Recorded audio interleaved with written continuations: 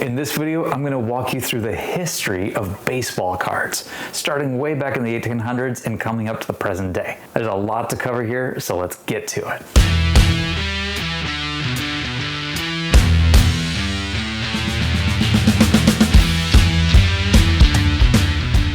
Hey everybody, thanks for joining me back on my channel Brutus on Baseball for episode 3 of my History of Baseball Cards series. This has been a pretty big project for me. The first episode went through the origins of cards up through 1963. The second video went from 1963 to about 2005.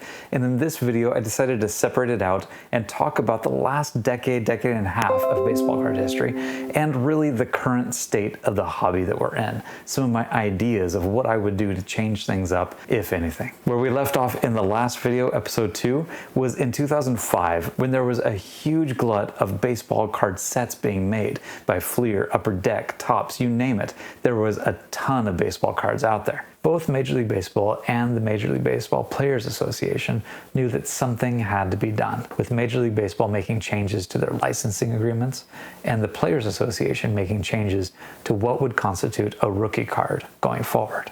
All of this would culminate and bring us into the modern era of baseball cards. The second half of the first decade of the 21st century would bring about a lot of change in the card collecting industry in response to the glut of cards and sets made available growing rapidly throughout the late 90s and early 2000s. The roots of change actually extend back to the late 90s when some of the card companies started to go under as they couldn't survive the junk wax era and the baseball strike. For example, in 1996, Donruss and Leaf would be purchased by Pinnacle. But Pinnacle wouldn't last much longer either, filing for Chapter 11 bankruptcy by 1998. Donruss, Leaf, and Score brands were then bought in '98 as part of the bankruptcy proceedings, and the new company would be rebranded Playoff Corp, which would eventually become Donruss Playoff Corp, and then eventually would be bought out by Panini of Italy in 2009. Fleer closed up shop in 2005, sold to Upper Deck in 2006 after 120 years in the business of candy and gum cards. And in 2006, Major League Baseball decided to drop Donruss and going forward would deal exclusively with Topps and Upper Deck only. In 2007, Topps faced its own trouble and was eventually taken over by a group led by Michael Eisner, the chief executive of the Walt Disney Company at the time. And in 2009, Major League Baseball again announced abruptly that they would be ending their agreement with Upper Deck, making Topps the sole provider of officially licensed baseball cards starting that year. The best eras in baseball card history had competition, but suddenly Major League Baseball had decided that there would be none. Although this consolidation did help to reduce the sheer number of card sets that were present in the early 2000s, it also gave Topps free rein to create as many sets as they wanted and essentially dictate what the baseball card industry would look like and how it would grow into the future. Panini would pick up making baseball cards again in 2012, but they were unlicensed by Major League Baseball and therefore the team names and logos couldn't be included or had to be airbrushed out. They quickly became second-rate sets that not many baseball fans pursued. At the same time this consolidation was happening, the Players Association went to work on its own end of licensing by refining the definition of what would qualify as a rookie card. With the printing of so many prospects, the union declared that a player's rookie card should only be produced after he has been put on a major league roster for the first time. In addition, official rookie cards had to be licensed by both Major League Baseball and the Players Association and would be imprinted with the official rookie card logo, which has evolved over time. These new rule changes would come into effect for the 2006 baseball season and help to change the way rookie cards are collected, although it hasn't been very clear since then either. I'll go into way more detail on this in an upcoming video, all about the history and evolution of the rookie card. So before I go on from here, this is where I have to be clear that I took a hiatus from collecting cards between the years of about 2002 and 2012. The last box of cards that I purchased to open myself was 2000 Bowman Chrome, and I didn't buy a box again until 2019 Topps Heritage. I definitely continued to collect singles here and there through these years, mostly rookie cards of future Hall of Fame players like Verlander, Kershaw, Arenado, and Machado, but picking singles was as far as I went, and I lost track of the ways of the hobby, and I had to re-educate myself recently by researching and watching other channels more focused on modern cards. What I've come to understand, though, is that as time went by in the first decade of the 21st century and into the second, more and more the target of card companies was adult collectors with disposable income. That makes sense for rare and high-grade cards, but it never really made sense to me, at least, from a collecting standpoint for the card companies. Wouldn't it make more sense to target young collectors when thinking about the future of the industry, when these longtime collectors retire or start to pass away, and there's no real young generation base interested in cards anymore to pass it to? And for these older collectors, by the 2010s, insert cards had lost their appeal. So did relic cards, and for many, even basic autographs had lost their massive appeal as well. The best parallels of the 1990s, the gold labels, refractors, atomic refractors, artist proofs, they were no longer enough to keep the collector's interest. Topps, the only card company really left, had to keep devising ways to keep the attention of older collectors.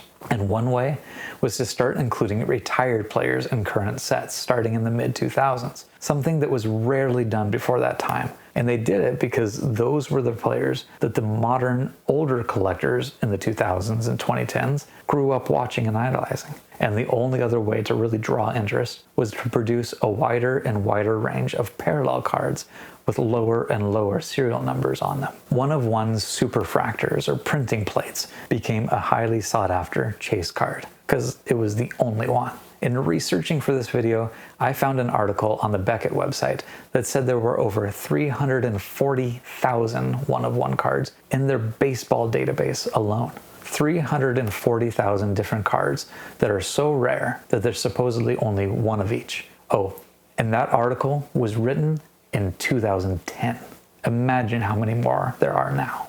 The fact is that card companies have tried to continue to feed and grow the hobby through manufactured scarcity. By putting low serial numbers on cards, it makes collectors think that they have something special that no one else has. Don't get me wrong, if you are a specific player collector, then pulling or finally tracking down that 101 card of your favorite player is an exciting moment. But the next time you pull a random 101 or a 1 of 99 card, you may want to take a moment and think about what that really means, if anything. The most recent developments in the card industry I will summarize very briefly.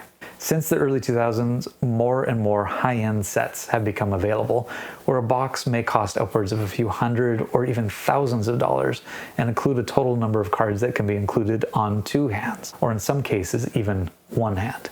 Buying boxes has become so expensive that online breakers have become the way to collect for many people. Putting your money down for a slot to watch someone else open a box online while you take home whatever team you chose and the player cards that happen to come with it. This has become the most common way of getting into cards that are too expensive to buy on your own, and unfortunately the breakers have not always proven to be honest in all cases, although there are some great ones out there. The number of cards being produced has slowly risen in almost all years starting in 2010 until 2024. It's still nowhere near the print runs of the late 80s and early 90s with the junk wax era, but the difference now is there aren't very many kids opening packs anymore. The cards are going straight from pack to protective case to the grading line, and so even though print runs are lower, finding the most sought after cards in high grade condition is becoming easier and easier, to the point where having a Gem Mint 10 card is the norm or the expectation when you send a card in. The number of parallels for any given card has grown so rapidly that as recently as 2011, Mike Trout had a total of 47 parallel cards of his rookie cards across all sets. According to one of my favorite new channels to watch, Scotty B Cards, he counted 59 parallel sets for a rookie like Corbin Carroll in 2023 from Topps Chrome only. That's more parallel sets from one set than all of 2011 sets combined. And there's still Bowman and Bowman Chrome and Bowman's Best and Finest and Stadium Club and Top Space and Allen and Ginter and Archives and Heritage and all the Sapphire sets and other high-end sets.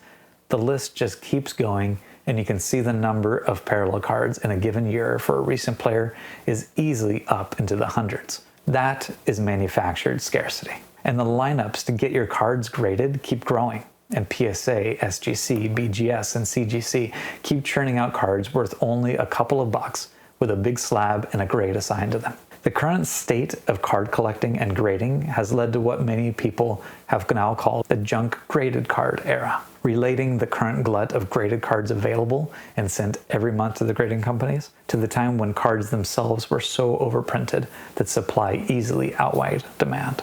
And the demand for high-end cards also drove the need for storage and protection by a variety of vault companies, starting with the pre-war card collector PWCC vault and continuing at PSA and Golden, Alt, and even eBay getting into the vault business to store and sell people's cards for them. The hobby recently took a huge step forward in popularity when the COVID pandemic shut everyone behind closed doors and supplied them with an easy influx of cash to spend in 2020 and 2021. For about 2 years, the card collecting world saw prices it had never seen before for cards that by no means were really all that rare. Here are a couple of examples. It's not a baseball card, but it's a key one that people know about. The 86 Fleer Michael Jordan rookie card sold for $40,000 to $50,000 in January of 2020. But it got up to almost $750,000 for a high sale in January of 2021, only a year later. And in 2023, it's back down to $150,000 to $180,000. The 1989 Upper Deck King Griffey Jr. iconic rookie card, PSA 10, $500 to $700 in January 2020. $5,000 to $6,000 in its peak in early 2021, and back down to about $1,800 to $2,000 by the end of 2023. And this is true for more modern cards as well. 2,000 Topps Chrome traded Miguel Cabrera PSA 10 rookie, $200 to $300 in January of 2020, $2,000 to $3,000 at its peak in early 2021, and come back down to about $900 to $1,200 by the end of 2023. What this shows is that highly sought after cards of the game's best players increased drastically during the pandemic, and then they've returned to levels that quite often are still several times more than pre-pandemic prices, showing that there still is a healthy demand. The same is quite true for vintage cards as well, which are tied more closely to availability and condition than these cards that I just listed. I tried not to pick modern cards for this comparison because their values are tied so closely to performance of that player still. But even so, the best modern cards followed the same trajectory, even for the best performing players, and much, much worse for poor performing players. Some of the price tags that people paid in 2021 for young and unproven players, think of guys like Wander Franco, for example, are ridiculous compared to what these players are worth only a few years later. We saw a lot of people get in over their heads in the hobby and lose a lot of money these past few years, while the long-term collectors often sat and watched while shaking their heads. Even established companies like PWCC gave out too many loans to collectors to buy cards that would lose most of their value and would end up leaving PWCC holding the bag, with no money left in the bag to pay back the lenders for those cards. It took PWCC to the brink, so they had to sell to Fanatics, an apparel company that wanted to get into the card industry.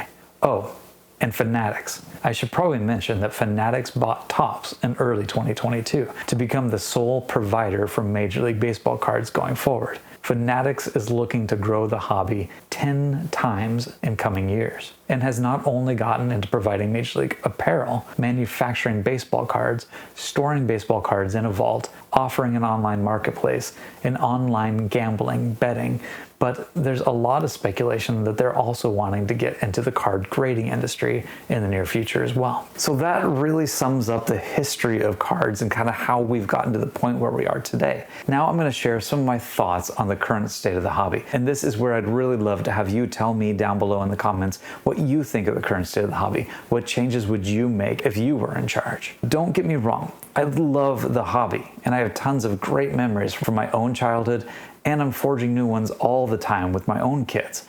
But that doesn't mean that there's not room for reflection and potential improvements in the hobby. So here are some of my thoughts and hot takes on what I would do to make changes. These are mostly half-baked, so keep that in mind, but that's why I'm sharing them here. I really wanted to just put it out there to start the conversation. So tell me down below where you think I'm wrong or what you would do different.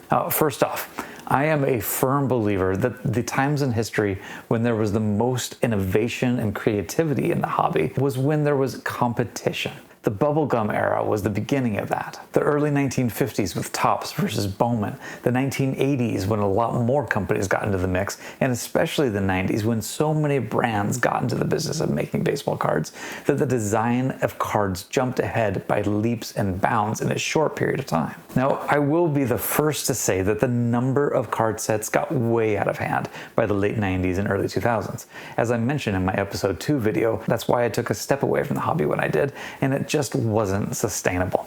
There needs to be some control over letting the manufacturers run completely wild, but I also worry about the future of the hobby when Fanatics owns all the rights to produce cards of all the major sports. You don't often see the golden age of anything when there's a monopoly behind it.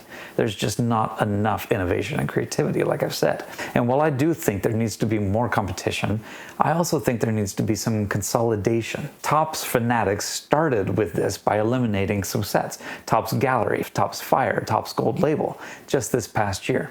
And my opinion on whether they chose the best sets to eliminate notwithstanding, I do think there needs to be even more elimination within the sets that are being produced. For example, I love the idea of reintroducing vintage card designs when it first started, but I've pondered recently why there's need for both Topps Heritage and Topps Archives. I'm not an expert on how both of these sets really began, but isn't this a lot of redundancy?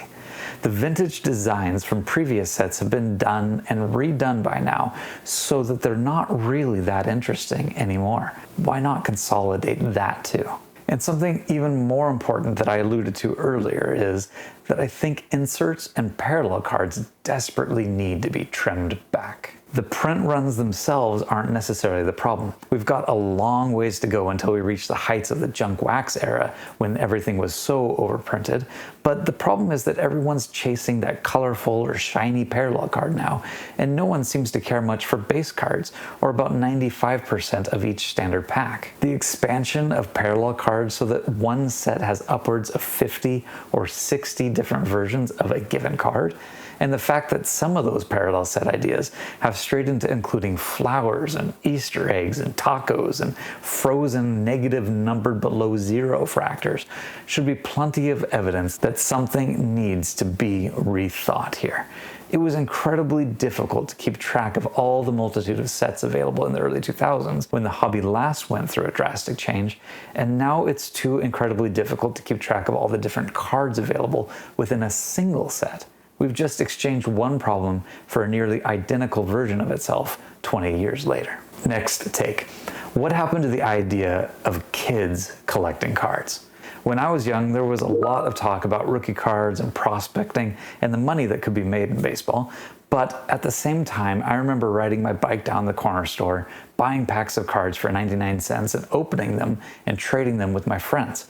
It was still a hobby for us kids, even if adults were starting to take over a little bit at a time. There's no reason why kid and adult collectors can't both have a place in the hobby. And you do see some kids going to card shows and making content even, but it seems to me that more often than not, these kids are carrying around cases of cards that are worth thousands of dollars. That's not a kid collecting. That's kids thinking about investing, flipping, and making money way before they even should, in my opinion. There's been some recent changes in the industry to try and capture the interest of the youngest generation.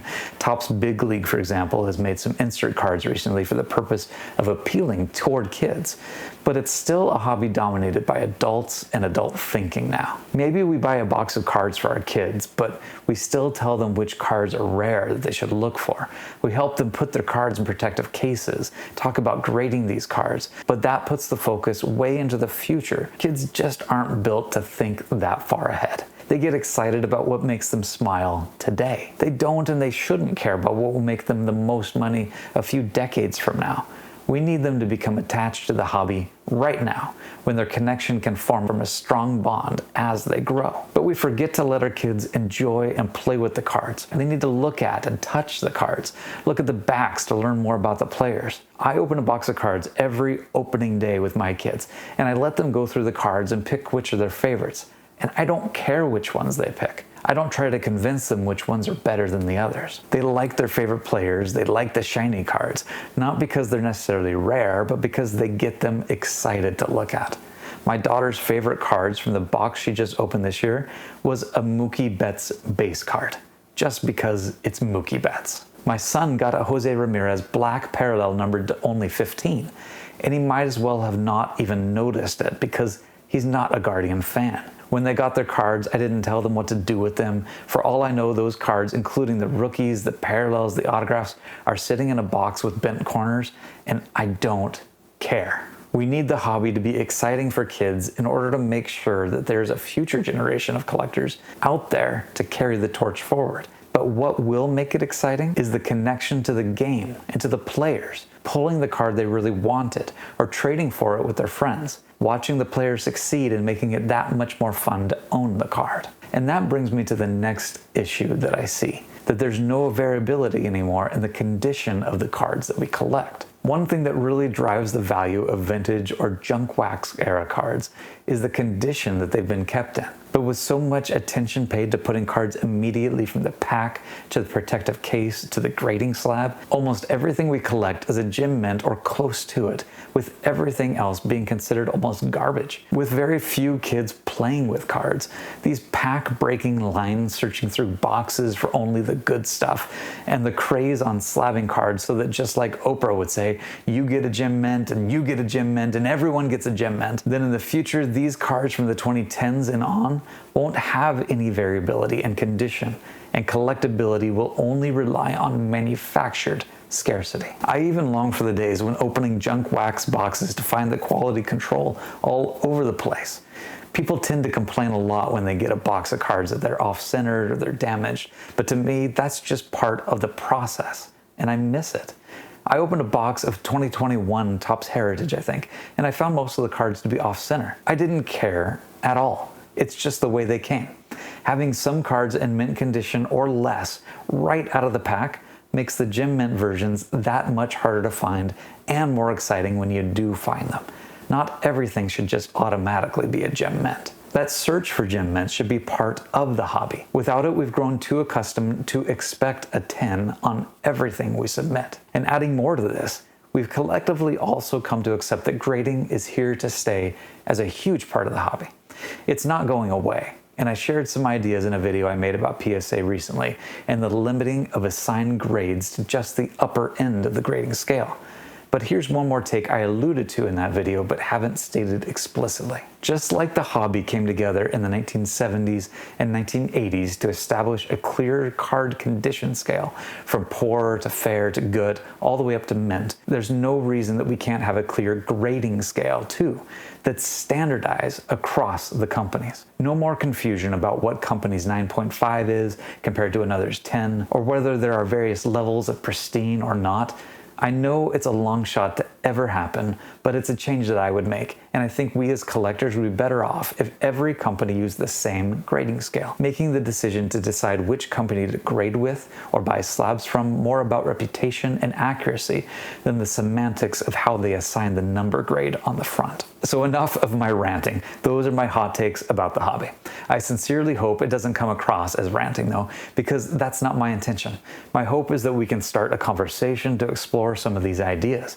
Tell me in the comments below or send me a message. What do you think about these ideas? Where do you agree and where do you think I've got it all wrong? What are some of your ideas to make the hobby healthier along the path forward? I'm looking forward to hearing from you, and thanks again for taking the time to watch. Until next time, keep talking baseball, take care of yourselves, and we'll see you around.